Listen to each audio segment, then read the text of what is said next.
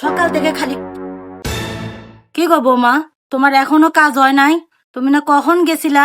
এখনো পর্যন্ত তুমি থালা বাসনই ধুইতাছ? জি আম্মা, থালা বাসন গুলা ধুইতে গেছি আম্মা। অনেক কাজ পড়ে রয়েছে তো, সেজন্য থালা বাসন গুলা কই আগে ধুইয়া নেই, তারপরে মাছ করতে বসবো। আচ্ছা ঠিক আছে, মাছটা কুটে নাও এখন। আচ্ছা ঠিক আছে আম্মা।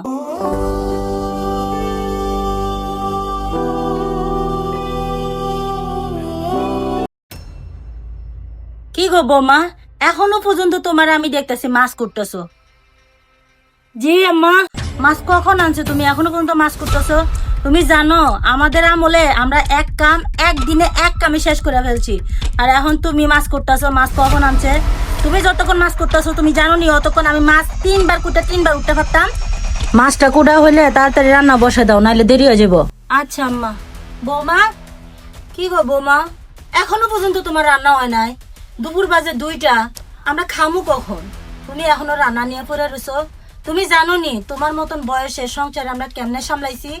আর 14 দিকের কাজ শেষ কইরা শাশুড়ির পান সুপারি ভাত দেবরের সবকিছুই, কাপড় থেকে শুরু করে সবকিছুই আমরা কাজ এক নিমিষে শেষ করছি। তার মধ্যে তো ছোট ছোট বাচ্চা পোলাপান আসোই। তো তুমি এতক্ষণের মধ্যে এই কাজগুলো শেষ করতে পারলা না? বাপের বাড়ি থেকে কিছু শিক্ষা আসো নাই?